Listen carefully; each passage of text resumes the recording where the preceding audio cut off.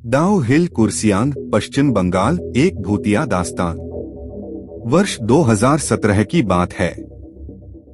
दिल्ली विश्वविद्यालय का छात्र अयान मुखर्जी अपनी रिसर्च के लिए पहाड़ों का सफर कर रहा था। विषय था भारत के हॉन्टेड प्लेसेस और लोक मान्यताएं। पुस्तकालयों से बहुत पढ़ाई कर ली थी, लेकिन अब असली जगहों पर जाना और स्थानीय लोगों से सुनना ही उसका मकसद था। वह दार्जिलिंग पहुंचा और वहीं पहली बार उसने डाउ हिल का नाम सुना। स्थानीय टैक्सी ड्राइवर ने जब उसका सामान कार में रखा तो अचानक बोला, बाबू, दार्जिलिंग में बहुत कुछ देखने को मिलेगा, लेकिन अगर जान प्यारी है तो डाउ हिल का चक्कर मत लगाना। अयान हंस पड़ा, क्यों, वहाँ क्या होता है? ड्राइवर का चेहरा पल भर में गंभीर हो गया। वहाँ रात नहीं, दिन भी सुरक्षित नहीं है। जंगल में बिना सिर वाले आदमी की परछाई घूमती है और स्कूल से बच्चों की चीखें सुनाई देती हैं, जबकि सालों से वह स्कूल बंद पड़ा है। यह सुनकर अयान की जिज्ञासा और बढ़ गई। रिसर्चर का खून जोश में था। उसने तय किया, पहली जगह तो अब यहीं जाऊंगा। 2 दिन बाद अयान कुर्सियांग पहुंचा। वहां की हवा ही अलग थी, नमी से भरी, पेड़ों से ढकी संकरी सड़कें और हर मोड़ पर धुंध का धुंधलका। शाम होते ही सड़कें सुनसान हो जाती। अयान ने स्थानीय गाइड राजेन को साथ लिया। राजेन चुपचाप चल रहा था। उसकी आंखों में डर साफ झलक रहा था। बाबू, हम दिन में भी वहां जाएं तो ज्यादा देर नहीं रुकेंगे। डाउ हिल का जंगल किसी को अपने अंदर खींच लेता है। जंगल में कदम रखते ही अयान ने कुछ अजीब सा महसूस किया। पाइन के ऊंचे पेड़ हवा से झूम रहे थे, लेकिन उनकी परछाइयां जमीन पर ऐसे गिर रही थीं जैसे कोई काला साया पीछा कर रहा हो। हवा में एक अजीब सीटी जैसी आवाज थी जो कानों में चुभ रही थी। अचानक अयान को लगा कोई उसके पीछे है। वह मुड़ा, पर वहां सिर्फ पेड़ों की लंबी कतारें थीं। 2 दिन बाद अयान कुर्सियांग पहुंचा। कुर्सियांग यानी लैंड ऑफ व्हाइट ऑर्किड्स। ऊंचाई पर बसा यह छोटा सा पहाड़ी कस्बा अपने चाय बागानों और धुंध में लिपटे जंगलों के लिए जाना जाता है। लेकिन अयान की नजरें किसी और चीज को तलाश रही थीं, डाउ हिल का भूतिया जंगल। उसने स्थानीय गाइड राजेन लामा को साथ लिया। राजेन उम्र में करीब 40 का था, दुबला पतला और कम बोलने वाला आदमी। शुरुआत में उसने मना कर दिया था, बाबू, वहाँ कोई गाइड नहीं जाता, लेकिन आप रिसर्च वाले आदमी हो तो ले चलूंगा। बस एक शर्त पर, शाम होते ही लौट आएंगे। अयान ने हामी भर दी। जंगल का रास्ता बेहद सुनसान था। पाइन के पेड़ आसमान को छूते से लग रहे थे। हवा में ठंडक थी, लेकिन कहीं न कहीं एक अजीब सीटी जैसी आवाज गूंज रही थी, जैसे पेड़ खुद कोई रहस्य कह रहे हों। अयान अपने कैमरे से तस्वीरें ले रहा था। अचानक उसे महसूस हुआ जैसे कोई उसके पीछे चल रहा है। उसने मुड़कर देखा। वहां सिर्फ धुंध थी और पेड़ों की परछाइयां। डरो मत बाबू, राजेन ने धीमी आवाज में कहा, यहाँ सबको ऐसा ही लगता है। कभी किसी को अपने पीछे कदमों की आहट सुनाई देती है, कभी किसी को किसी की सांस। अयान मुस्कराया, लेकिन दिल की धड़कन तेज हो चुकी थी। जंगल का रास्ता पार करके वे एक पुराने भवन के सामने पहुंचे। ऊंची दीवारें, टूटे फूटे खिड़की के पल्ले और जर्जर लकड़ी का दरवाजा। यह था विक्टोरिया बॉयज हाई स्कूल, वह जगह जिसे लोग सबसे ज्यादा भूथा मानते थे। राजेन ने फुसफुसाते हुए कहा, यह स्कूल अंग्रेजों के जमाने का है। सुना है यहाँ बच्चों पर जुल्म होते थे। कई बच्चों की मौत भी यहीं हुई थी। तभी से यह जगह अशांत है। अयान ने नोटबुक में सब कुछ लिख लिया।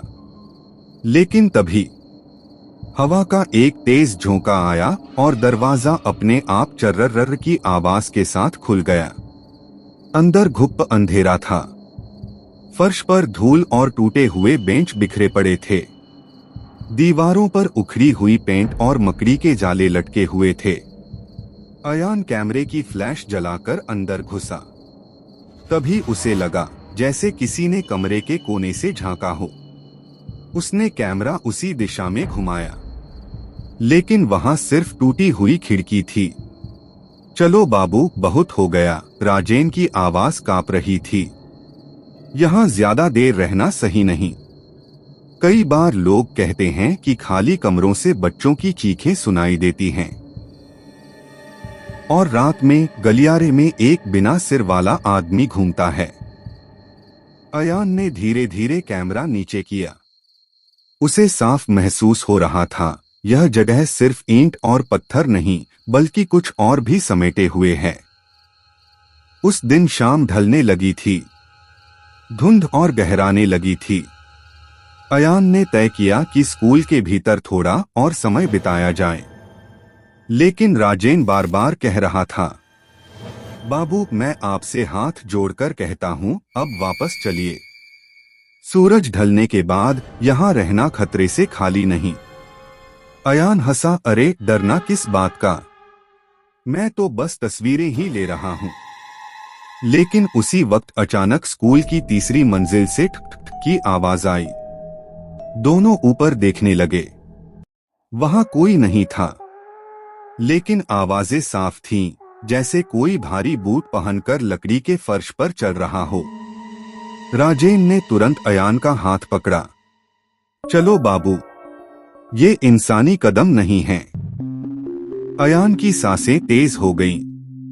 कैमरा पकड़े हुए उसके हाथ कांपने लगे, लेकिन उसकी रिसर्चर आत्मा जिद कर रही थी, यही तो मुझे साबित करना है। उसने हिम्मत जुटाई और आवाज की दिशा में बढ़ा। सीढ़ियों पर पहुंचते ही उसे लगा कोई उसके बहुत पास खड़ा है, लेकिन अदृश्य है। उसकी गर्दन के पीछे ठंडी हवा का झोंका पड़ा और रीढ़ की हड्डी तक सिहरन दौड़ गई। तीसरी मंजिल पर पहुंचकर अयान ने कैमरे की फ्लैश ऑन की। कमरा वीरान था। फर्श पर टूटी कुर्सियां पड़ी थीं। लेकिन तभी एक बच्चे की चीख अचानक कमरे की दीवार से गूंज उठी। आवाज इतनी साफ थी कि लगा जैसे कोई अभी यहीं मौजूद हो। अयान का दिल जोर से धड़कने लगा। राजेन ने हाथ जोड़कर कहा, बाबू, अब और मत चलो। ये वही आवाजें हैं जिनके बारे में गांव वाले बताते हैं। कई बच्चों की मौत इस स्कूल में हुई थी। उनकी आत्माएं अभी तक यहीं भटकती हैं। अयान डर और रोमांच के बीच फंसा हुआ था। उसने रिकॉर्डर निकाला और चालू कर दिया। रिकॉर्डिंग में सिर्फ सन्नाटा था, लेकिन अचानक हेडफोन में वही चीख फिर गूंज उठी। अयान के पैरों तले जमीन खिसक गई। अब उसे यकीन होने लगा था, यहाँ कुछ ऐसा है जो इंसानी दुनिया का हिस्सा नहीं। अगले दिन अयान ने तय किया कि वह दिन में जंगल का सर्वे करेगा। राजेन उसके साथ था, लेकिन हर कदम पर असहज। जंगल में चलते चलते अचानक अयान को लगा कि पीछे से कोई आ रहा है। उसने पीछे मुड़कर देखा और उसकी सांस अटक गई। धुंध के बीच करीब 30 फीट दूर एक आकृति खड़ी थी। ऊंचा कद, हाथ पांव इंसान जैसे, लेकिन सिर गायब। सिर्फ धड़ और कंधों पर खाली साया। अयान की आंखें फैल गईं। उसने कैमरा उठाकर तस्वीर लेने की कोशिश की, लेकिन जैसे ही फ्लैश चमका, वह आकृति गायब हो गई। बिना सिर वाला आदमी, राजेन की आवाज कांप रही थी। मैंने भी पहली बार अपनी आंखों से देखा। अयान पसीने पसीने हो गया, जबकि मौसम ठंडा था। अब यह महज अफवाह नहीं रह गई थी। उस रात अयान ने स्थानीय गांव वालों से बात की। हर किसी की कहानी अलग थी, लेकिन डर एक जैसा। एक बूढ़ी औरत ने कहा, मेरे पोते की लाश जंगल के पास मिली थी। किसी ने उसका गला काटा नहीं था, लेकिन उसका चेहरा पूरी तरह गायब था, जैसे कोई आत्मा निगल गई हो। एक लकड़हारे ने बताया, कई बार काम करते करते मुझे लगा कोई पीछे चल रहा है, लेकिन जब मुड़कर देखो तो सिर्फ धुंध। एक बार मैंने देखा मेरी ही परछाई पेड़ों पर पड़ी, लेकिन बिना सिर के। एक नौजवान बोला, रात में स्कूल के पास मत जाना, वहां से बच्चों के रोने और हंसने की आवाजें आती हैं। और कई बार क्लासरूम की खिड़की में एक मास्टर की आकृति खड़ी दिखती है, लेकिन उसका चेहरा अंधेरे में ढका रहता है। अयान ने सब कुछ रिकॉर्ड किया, लेकिन उसके मन में एक सवाल गूंज रहा था, क्या ये सब वाकई आत्माएं हैं या फिर डाउहिल की मिट्टी में कोई और रहस्य छिपा है। अगली सुबह अयान ने तय किया कि वह अकेले जंगल में जाएगा। राजेन ने मना किया, लेकिन अयान ने कहा, मुझे सच्चाई खुद देखनी है। अगर हमेशा डरकर पीछे हटूंगा तो मेरी रिसर्च अधूरी रह जाएगी। वह कैमरा और नोटबुक लेकर निकल पड़ा।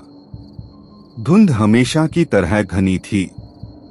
पेड़ों के बीच चलते चलते अचानक उसे एहसास हुआ वह रास्ता भटक गया है। हर तरफ एक जैसे पेड़, एक जैसी पगडंडी, और तभी उसके कानों में कदमों की आहट गूंजी। धीरे धीरे भारी बूट की ठक ठक आवाज। कौन है वहां? अयान चिल्लाया। कोई जवाब नहीं। उसने कैमरा उठाकर चारों तरफ घुमाया। लेंस के जरिए उसे दूर धुंध में फिर वही बिना सिर वाला आदमी दिखाई दिया, लेकिन इस बार वह निश्चल नहीं खड़ा था, धीरे धीरे अयान की ओर बढ़ रहा था। अयान का गला सूख गया। उसके कदम जैसे जमीन में धंस गए हों। कैमरे की फ्लैश चमकते ही आकृति फिर गायब हो गई और अयान घबराकर दौड़ पड़ा। लेकिन दौड़ते दौड़ते उसने देखा पगडंडी गोल गोल घूम रही थी। वह चाहे जिस दिशा में भागे लौटकर वहीं आ जाता। जंगल जैसे उसे अपने अंदर कैद कर रहा था। घबराहट के बीच अचानक पीछे से आवाज आई, अरे रुको। अयान पलटा तो देखा एक बूढ़ा शिकारी धनुष बाण लिए खड़ा था। उसका नाम काजी दाई था और वह गांव के बाहर जंगल में ही रहता था। काजी ने अयान को घूरकर कहा, तुम्हें यहाँ अकेले नहीं आना चाहिए था। ये जंगल जीवित नहीं है, ये सांस लेता है। अयान ने हांफते हुए पूछा, ये बिना सिर वाली छाया क्या है? काजी ने गंभीर स्वर में जवाब दिया, वह कोई इंसान नहीं। कहते हैं अंग्रेजों के जमाने में यहाँ एक सिपाही की निर्मम हत्या हुई थी। उसका सिर काटकर कहीं और दफना दिया गया और शरीर यहीं छोड़ दिया गया। तब से उसकी आत्मा सिर ढूंढती भटक रही है। अयान स्तब्ध रह गया।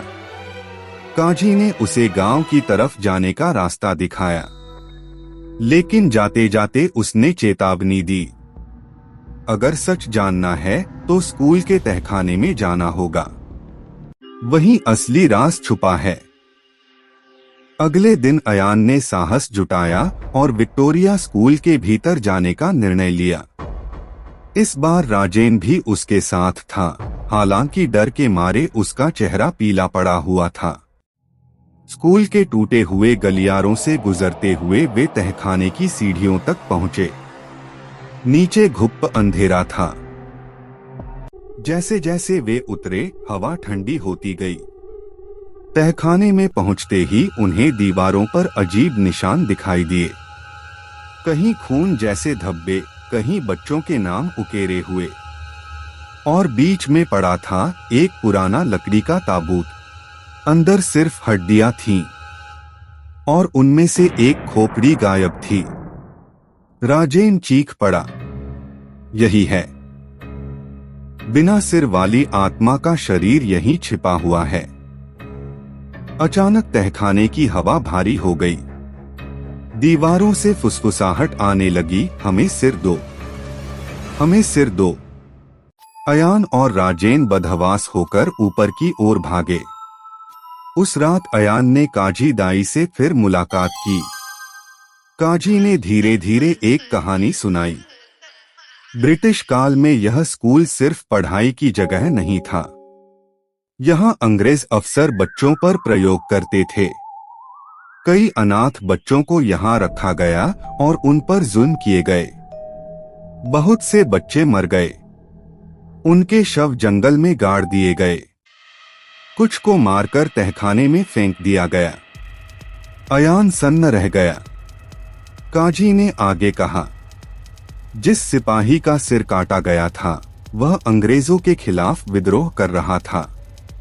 उसे यहाँ पकड़कर लाया गया और यहीं मार दिया गया। उसके शरीर और आत्मा को कभी शांति नहीं मिली। तभी से उसकी परछाई जंगल में घूमती है। अयान के हाथ कांप रहे थे। वह समझ गया यह जगह महज भूथा नहीं बल्कि अनगिनत मासूमों की चीखें और अन्याय का गवाह है। अगली शाम अयान ने तय किया वह अब भागेगा नहीं। अगर उसे सच्चाई जाननी है तो सीधे उस आत्मा का सामना करना होगा। वह अकेला जंगल में गया। धुंध पहले से भी घनी थी। उसने कैमरा और रिकॉर्डर चालू कर दिया। कुछ देर बाद फिर वही आवाज आई और सामने धुंध से उभरती हुई आकृति, बिना सिर वाला आदमी। इस बार वह और नजदीक आया। उसके धड़ से निकलती ठंडी हवा ने अयान को हिला दिया। अयान कांपते हुए बोला, तुम्हें क्या चाहिए? क्यों भटकते हो? आकृति ठहर गई, जैसे कोई अदृश्य हाथ उसकी ओर इशारा कर रहा हो, स्कूल की दिशा में। अयान समझ गया, आत्मा का सिर अब भी कहीं उसी स्कूल या जंगल में छिपा है। जब तक वह नहीं मिलेगा यह आत्मा शांति नहीं पाएगी। अयान ने ठान लिया था कि वह आत्मा की सच्चाई उजागर करेगा। उसने राजेन और बूढ़े शिकारी काजी दाई की मदद ली। काजी ने कहा, सिपाही का सिर कहीं इसी जंगल में छुपा होगा, लेकिन ध्यान रखना आत्माएं उसे बचाने की कोशिश करेंगी।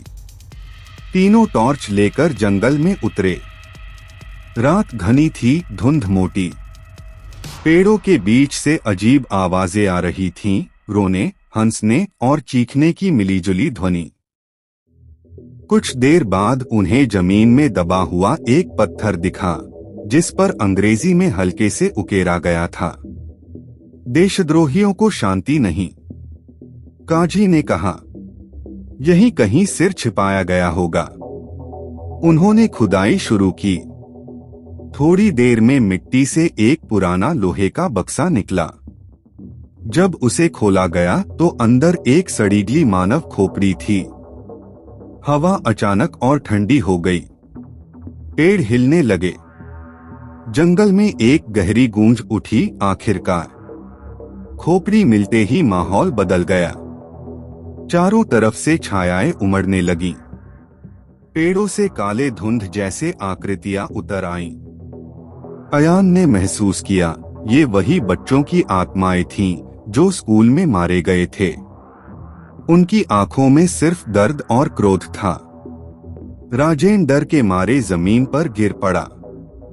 काजी ने मंत्र बुदबुदाने शुरू किए।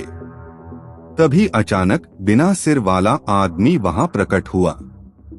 वह धीरे धीरे चलता हुआ उस खोपड़ी के करीब पहुंचा, लेकिन बच्चों की आत्माएं रास्ता रोकने लगीं, जैसे वे नहीं चाहती कि उसे शांति मिले। कमरा, जंगल, आसमान, सब जगह से चीखें गूंजने लगीं। अयान ने साहस जुटाकर खोपड़ी दोनों हाथों से उठाई और बोला। हिलने लगी। जंगल के पेड़ ऐसे झूमने लगे मानो तूफान आ गया हो। बच्चों की आत्माएं जोर जोर से चीखने लगीं। उनकी कराहें सीधी अयान के कानों में गूंज रही थीं। बिना सिर वाला आदमी आगे बढ़ा। और अचानक उसकी आकृति खोपड़ी से मिल गई। पल भर में उसका सिर फिर से जुड़ गया। सड़ी गली लेकिन पहचानने योग्य चेहरा। उसकी खाली आंखों से आंसू बहे। उसने हाथ जोड़कर अयान की ओर झुका, लेकिन उसी क्षण बच्चों की आत्माएं उस पर टूट पड़ी। उनका दर्द, उनका गुस्सा इतना बड़ा था कि वे उसे माफ करने को तैयार नहीं थीं। पूरा जंगल लाल रोशनी में नहाने लगा, जैसे धरती खुद अपने अंदर से चीख रही हो। अयान समझ गया कि अगर आत्माओं को शांत नहीं किया गया तो वे हमेशा भटकती रहेंगी। उसने साहस करके जोर से चिल्लाया, ये बच्चों की आत्माएं निर्दोष हैं।